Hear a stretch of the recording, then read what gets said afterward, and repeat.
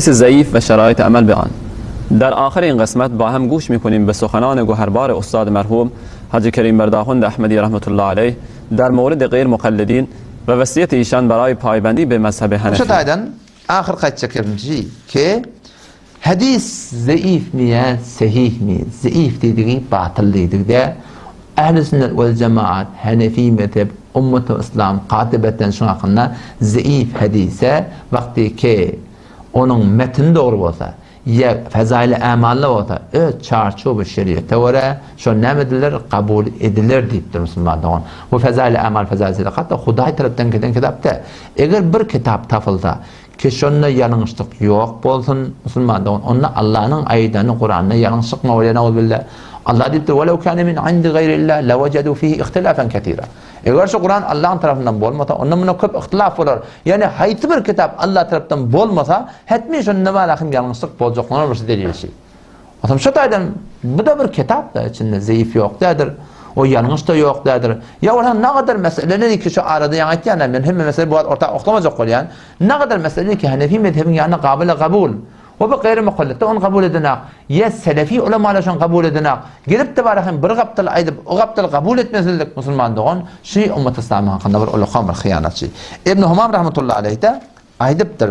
Za'ful isnad gayru qati'an bi butnal metn bel zahirun fi bir zadın senedinin zayıf olmaklığı gayru qati'an bi butlanil metn qulağız. Ey nocavan doğun qulağız.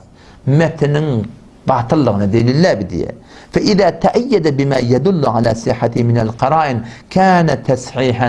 Vakti ki baştaki ahadisten ötünden bir çarçobu kaiden ötünden şahidlen hadisler şunun sahihliğine, şunun kabulluğuna bir çarçobu şeriata tığyarlığına delil bami ha şu şunun sahihliğine delil boluyor dedi Müslümanlar. Allah Teala hemimize tevfik versin. Barayla inşallah Teala baştaki bir kurduğuna. Bir tane muredi ki şu hadisin sahihliğini ya sahih değerlerini delalet ediyor.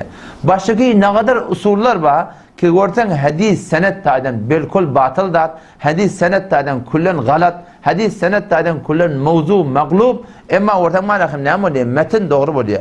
Ve bir avval işitmenlerin grubunda da elhamdülillah ustadlardan bir oturup bir meseleleri öyle hattımda diğer tarlak. Hemçinin ki görecek olan gören ne alakam var da hadis geliptir. Men kitabında getirdim sefeyi diviste men qara'al ihlası 11 merre her kim bir sure ihlası 11 taraf okuysa ondan sonra şu sevabını ölülere bağışlata şu ölülerin tanına miqdarsına meçek şol okan adama sevap geçecek. Şuna tevne inalekem yartı sefer men şunu bahsettim. Keşi hadisi falan rivayet ettir. O şey hadisin tane görünmez zayıf divayetiye kavi divayetiye zayıf divayetiye kabile kabulle divayetiye bazen kabul ettirler. O zaman işte ben öd ulemayı Hanefi mezhepten ve ulemayı Ehl-i Sünnet vel Cemaat'tan ki hadis zayıf taide amel etmeklik ne yaparım nezre ben şu sana bahsettim ve ayttim ki o da ennel mujtehide iza istedelle bi hadisin kana tasihan lehu kema fi't tahrir ve gayrihi. Vakti bir mujtehid adam İmam Azam rahmetullahi aleyh şu hadis senet taiden zayıf, kabul zayıf. Ama imam baktı bizim öz usulümüz de var. Usul Ehl-i Sünnet vel Cemaat'ta da var. Hanefi mezhebinde şun mebnasında var. İstidlal var. Ki bir mujtehid gelip bir hadis zayıften istidlal etti. Ne mi oluyor deyiptir? Kâne teshihan lehu deyiptir. Bunu nerede deyiptir? İnalekem tahrir ve şuna meneş kitaplarda ela sonra ne de geliptir? Sefeye 8885'te cildi hicretinde geliptir. O zaman delil getiriyor. Kad ya'lemul fakih sihhatel hadisi iza lem yekun fi senni kezzabun. Fakih adam biliyor bir hadisin sahih değerliğini niye? Ne yaparım? Bir muvafakate ayeti min kitabillah diye.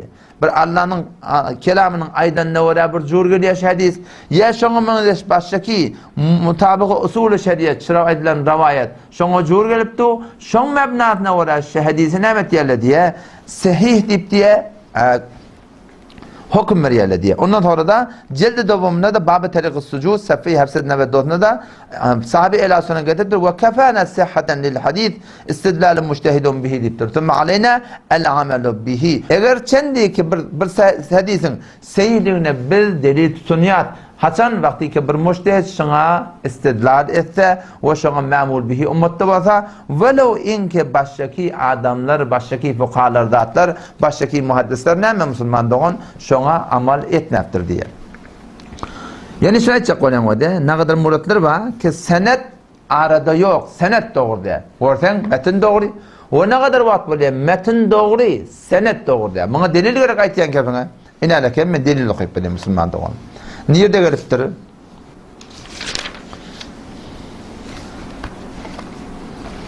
Allame İbn Kesir rahmetullahi aleyh öz kitabına El-Bahithul Hasith النوع الثاني صفحة 8 دار التراث قاهرة çapı şunu aydıptır. Sıhhatü sened la yestelzimu sıhhatel metn.